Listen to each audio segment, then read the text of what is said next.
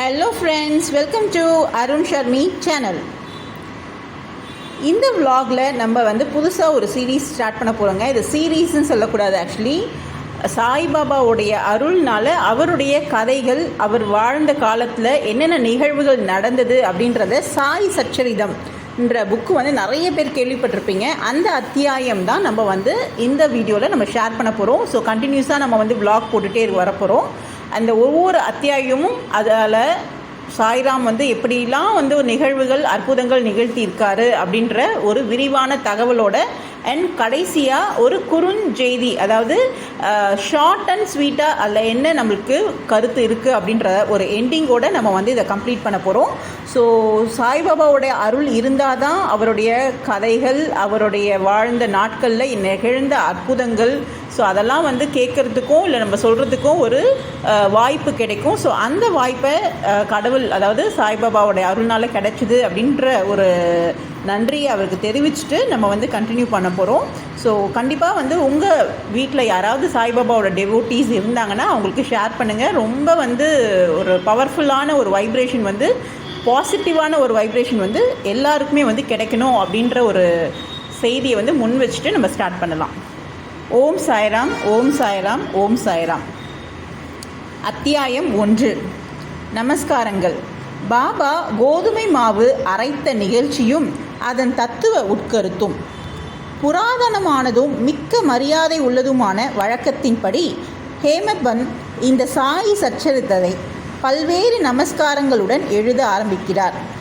முதலில் எல்லாவித இடையூறுகளை நீக்குவதன் பொருட்டாகவும் தன் பணி வெற்றியுறவும் 5 கரத்தினை யானை முகத்தினை மிக்க பணிவுடன் தலை தாழ்த்தி வணங்குகிறார். ஸ்ரீ ஷீரடி சாயியே கணபதி என்றும் கூறுகிறார். பின்னர் தன் மனதிலே உதித்த எண்ணங்களை உயர்த்தி உணர்வூட்ட தம் தாய் சரஸ்வதியை நமஸ்கரிக்கின்றார். ஸ்ரீ சாயி அறிவின் தெய்வமே என்றும் அவரே தன் வாழ்க்கை கீதத்தை அழகுடன் பாடுகிறார் என்றும் கூறுகிறார். ஆக்கல், காத்தல், அழித்தல் என்னும் முத்தொழிலையும் முறையே நிகழ்த்தும் பிரம்மா, விஷ்ணு, சங்கரர் ஆகியோரையும் வணங்கி சாய்நாதர் அவர்களுடன் ஒன்றானவர் என்றும் சம்சாரம் என்னும் ஆற்றினை நாம் தாண்ட நம்மை சுமந்து செல்ல வல்ல மாபெரும் சத்குரு என்றும் விளம்பி, பின்னர் பரசுராமரால் கடலில் நின்று உயர்த்தப்பட்ட கொங்கண தேசத்தில் அவதரித்து தம்மை காக்கும் தம் குலதெய்வமான நாராயணன் ஆதிநாத் மற்றும் குடும்பத்தின் ஆதி புருஷரையும் நமஸ்கரித்து, பின்னர் தனது கோத்திரத்தில் அவதரித்த பரத்வாஜ முனிவரையும் பல்வேறு ரிஷிகளான எக்வல், கியர், பிருகு, பராசரர், நாரதர், வேத வியாசர், ஜனகர், ஜனந்தனர், ஜனத்குமாரர், சுகர், சௌனகர், விஸ்வாமித்ரர், வசிஷ்டர், வால்மீகி, வாமதேவர், ஜைமினி, வைசம்பாயனார், நவயோகீந்திரர் முதலியோரையும் நவீன மகான்களாகிய நிவ்ருத்தி,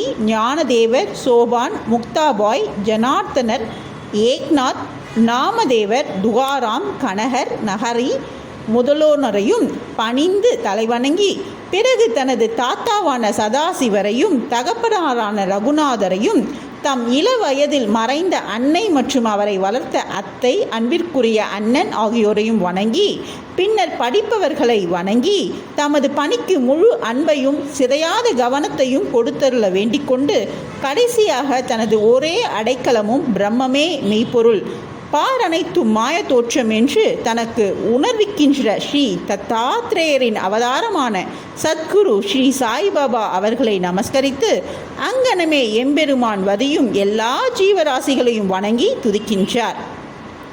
பராசரர், வியாசர், சாண்டில்யர் முதலியோரது கருத்தின்படி பக்தியால் பலகாலம் துதித்தவற்றை சுருக்கமாக கூறிய பின்பு ஆசிரியர் பின்வரும் நிகழ்ச்சியை விவரிக்கிறார். 1910ஆம் ஆண்டிற்கு பின் எப்போதோ ஒரு நாள் நல்ல காலை நேரத்தில் மசூதிக்கு சாய்பாபாவை தரிசிப்பதற்காக சென்றிருந்தேன். பின்வரும் நிகழ்ச்சியை கண்ட நான் ஆச்சரியத்தால் தாக்கப்பட்டேன். தமது முகம், வாய் இவற்றை கழுவிய பின்பு சாய்பாபா கோதுமை மாவு அரைக்க தயார்படுவதில் முனைந்தார். ஒரு சாக்கை தரையில் விரித்து அதன் மேல் திருக்கையை வைத்தார். பின்பு முரத்தில் கொஞ்சம் கோதுமையை எடுத்து கப்னியின் கைகளை மடக்கிவிட்டு கையளவு கோதுமையை திருக்கை குழியில் இட்டார். திருக்கையை சுற்றி கோதுமையை அரைக்க தொடங்கினார். பிச்சை எடுத்து வாழ்ந்து எவ்வித உடைமையும் சேமிப்பும் அற்ற இவர் கோதுமை மாவு அரைக்க வேண்டிய அவசியம் என்ன என்றவாறு நினைத்தேன். அங்கு வந்த சிலரும் அவ்வாறே எண்ணினார்கள். ஆயின் ஒருவருக்கும் பாபா என்ன செய்கிறார் என்று கேட்க துணிவு வரவில்லை. பாபா மாவரைக்கும் இச்செய்தி உடனே கிராமத்தில் பரவி ஆண்களும் பெண்களும் பாபாவின் செய்கையை காண பெருந்திரளாக மசூதிக்கு வந்தனர்.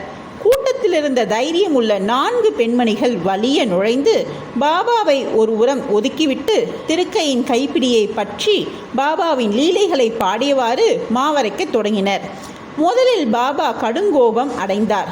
ஆயினும் அந்த பெண்மணிகள் அன்பையும் பக்தியையும் கண்டு மிக்க சந்தோஷம் அடைந்து புன்னகை புரியலானார்.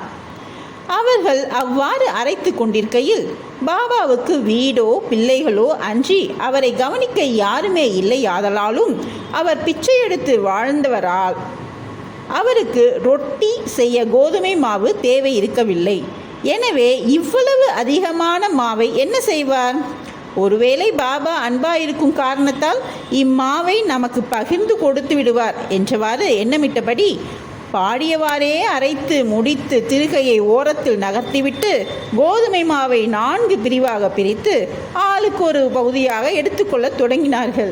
இதுவரை அமைதியாகவும் அடக்கமாகவும் இருந்த பாபா கோபமடைந்து, பெண்களே, உங்களுக்கு பைத்தியம் பிடித்து விட்டதா? யாருடைய அப்பன் வீட்டு பொருளை இவ்வாறு அபகரிக்கிறீர்கள்? நீங்கள் தடங்கலின்றி மாவை எடுத்து செல்வதற்கு நான் முன்னம் உங்களிடம் கடன் பட்டிருக்கிறேனா என்ன? தயவு செய்து இப்போது இதை செய்யுங்கள். இம்மாவை எடுத்து சென்று கிராம எல்லைகளில் கொட்டிவிட்டு வாருங்கள் என்றார். இதை கேட்ட பின் அவர்கள் வெட்கமடைந்து தமக்குள் ஏதோ முணுமுணுத்து கொண்டு கிராம எல்லைக்கு சென்று பாபா குறிப்பிட்டபடி அங்கே மாவை பரப்பிவிட்டார்கள். பாபா செய்த இவைகளெல்லாம் என்னவென்று ஷீரடி மக்களை வினவினேன். காலராய் நோய் கிராமத்தில் பரவி கொண்டு இருப்பதாயும் அது அதையே எதிர்க்க பாபாவின் பரிகாரமாகும் என்று கூறினர். கோதுமை அரைக்கப்படவில்லை, காலராவே அரைக்கப்பட்டு கிராமத்திற்கு வெளியில் கொட்டப்பட்டது. இந்நிகழ்ச்சியின் பின்னர் காலரா மறைந்து கிராம மக்கள் மகிழ்ச்சியுற்றனர். நானும் இவற்றையெல்லாம் அறிந்து கொண்டதில் மிக்க மகிழ்ச்சியடைந்தேன். ஆனால் அதே சமயம் எனக்கு ஆச்சரியம் விளைந்தது. காலராவுக்கும் கோதுமை மாவுக்கும் பூவுலகில் உள்ள ஒற்றுமையாது? சாதாரணமாக அவைகளுக்கு உள்ள உறவு என்ன? அவை இரண்டையும் எங்கனம் இணைக்க முடியும்? இந்நிகழ்ச்சி விவரிக்க இயலாதாய் இருக்கிறது. நான் இதை பற்றி சிறிது எழுதி என் மனம் நிறைவடையும் வரை பாபாவின் இனிக்கும் லீலைகளை பாடுவேன். இந்த லீலையை பற்றி இவ்வாறாக எண்ணமிட்ட பின் என் உள்ளம் மகிழ்ச்சியால் நிறைந்தது. இங்கனம் நான் பாபாவின் வாழ்க்கை வரலாறான சச்சரிதத்தை எழுத உணர்ச்சியூட்டப்பட்டேன். பாபாவின் அருளுடனும் ஆசையுடனும் இப்பணி வெற்றிகரமாக நிறைவேற்றப்பட்டது என்பதை நாம் அறிவோம். மாவரைத்ததன் தத்துவ உட்கருத்து. ஷீரடி மக்கள் இந்நிகழ்ச்சியை ஒட்டி அமைந்த காரணத்தை தவிர வேறு ஒரு தத்துவ உட்கருத்தும் இருப்பதாக நாம் நினைக்கிறோம். சாய்பாபா ஏறக்குறைய 60 ஆண்டுகள் ஷீரடியில் வாழ்ந்தார். இந்நீண்ட காலத்தில் அவர் பெரும்பாலும் தினசரி அரைத்தார். கோதுமை மாற்றுமன்றி பாவங்கள், உள்ளம், உடம் ஆகியவற்றின் துன்பங்களையும் கணக்கில்லா தன் அடியவர்களின் துயரங்களையும் அரைத்து தீர்த்தார். கர்மம், பக்தி என்ற 2 கற்கள் அவர் திருக்கையில் இருந்தது. முன்னது கீழ்கல்லாகும், பின்னது மேற்கல்லாகும்.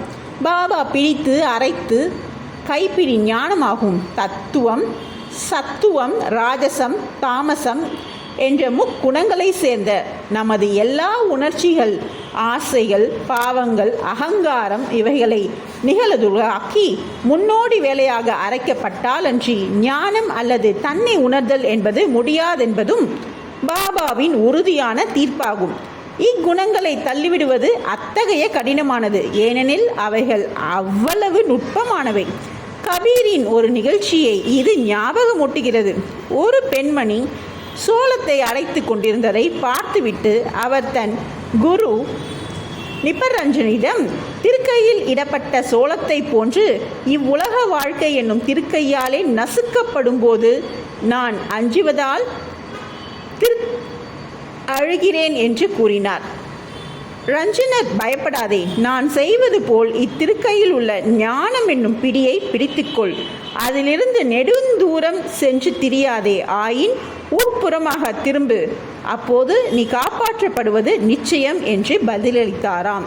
ஸ்ரீ சாயியை பணிக, அனைவருக்கும் சாந்தி நிலவட்டும். ஓம் சாய்ராம். ஓம் சாய்ராம். ஹேமத் வந்து சச்சரிதத்தை எழுதும் பொழுது எல்லா தெய்வங்களையும் வணங்கிட்டு சாய்ராமையும் வணங்கிட்டு நான் இந்த ஆரம்பிச்சிருக்கிற இந்த சச்சரிதம் நான் நல்லபடியாக முடிக்கணும் அப்படின்ற ஒரு எண்ணத்தோடு ஆரம்பித்தார். இந்த முதல் அத்தியாயத்தில் வந்து என்ன விளக்கன்றதை நான் உங்களுக்கு புரிகிற மாதிரி கொஞ்சம் விளக்கத்தை உங்களுக்கு நான் கொடுக்குறேன். என்னென்னா, ஹேமத் வந்து எல்லா தெய்வத்தையும் வணங்கி ஆரம்பிச்சிட்ட பிறகு அவன் பாபா வாயையும் கையையும் கழுவிட்டு கோதுமை மாவை அரைக்க ஆரம்பித்தார். அவர் அரைக்க ஆரம்பித்தோடனே எல்லாம் அவர் ஆச்சரியத்தோடு பார்த்தாங்க, ஏன் இவ்வளோ மாவை இவர் அரைக்கிறாருன்னு சொல்லி. யாருக்கும் புரியல. ஆனால் அவர் அரைச்சிட்டே இருக்கும்போது அந்த சுற்றி இருந்த பெண்மணிகளும் கூட அவர் கையிலேருந்து பிடுங்கி தான் பாடிக்கொண்டோம் ஆடிக்கொண்டோம் அதை அரைச்சாங்க. அவங்க என்ன நினச்சாங்க, நம்மளுக்கு அன்பாக கொடுக்க போகிறாரு அப்படின்னு நினச்சாங்க. ஆனால் அவங்க அதை அள்ளும்போது, பாபா நீங்கள் உங்களுக்காக அரைச்சதில்லை, இதை எடுத்துகிட்டு போய் ஊர் எல்லையில் நாலா பக்கமும் தெளிச்சிட்டு வாங்க அப்படின்னாரு. அது எதற்காகன்னு யாருக்கும் புரியல. ஆனால் கால்ரா என்ற நோய் அந்த ஊரில் பரவி இருந்தது. அந்த கால்ரா என்ற நோயை திரட்டி அனுப்புறதுக்காக தான் இந்த கோதுமை மாவை அரைச்சி அவர் போய் ஊர் எல்லைங்களில் போட்டுட்டு வாங்கன்னு சொன்னார். உடனே அந்த பெண்மணிகளும் போய் அவர் சொன்ன பிரகாரமே செய்தாங்க. அந்த கால்ரா நோயும் அந்த ஊரை விட்டு போயிடுச்சு. இந்த மாதிரி இந்த கோதுமைக்கும் இந்த கால்ரா நோய்க்கும் என்ன ஒற்றுமைன்னு தெரியல. அந்த ஊர் மக்கள் அவர் சொன்னதை கேட்டு செய்ததால் அந்த ஊர் காப்பாற்றப்பட்டது. ஒரு பெண்மணி சோளத்தை அரைச்சிட்டே இருந்தாங்க. அந்த சோளம் அந்த கைப்பிடி தான் நாணம் என்பதை நேராக இஷ்டத்துக்கு நம்ம போகாமல் வளைச்சி கொடுத்து வாழ்ந்தால் நம்ம வாழ்க்கை நல்லபடியாக இருக்கும்ன்றது தான் இந்த அத்தியாயத்தினுடைய கருத்து. எனவே இதை நீங்கள் ஏற்றுக்கினே இந்த கதையை அத்தியாயத்தை படித்து பயன்பெறுங்கள். ஓம் சாய்ராம். இந்த பாபா இன்னும் பல அற்புதங்கள்லாம் தொடர்ந்து செய்துட்டு இருக்கிறாரு. ஒவ்வொரு அத்தியாயத்தில் பல அற்புதங்கள் நடந்திருக்கு. அவர் செய்த அற்புதங்கள்லாம் இன்னும் வருகிற அத்தியாயங்கள்லாம் நம்ம நிறைய பார்க்கலாம். பார்த்துட்டு அவர் என்னென்ன செய்தாருன்றதை நம்ம தெரிஞ்சுக்கிட்டு அதன் மூலம் நம்ம நல்லதையே நம்ம செய்யணும். நல்லதை செய்யணுன்றதுக்காக தான் நம்மளுக்கு பாபா எல்லாத்தையும் அறிவுறுத்திருக்காரு. பாபாவை வணங்காதவங்க கூட இந்த சத்திரத்தை படித்து பயன்பெறணும். ஓம் சாய்ராம்.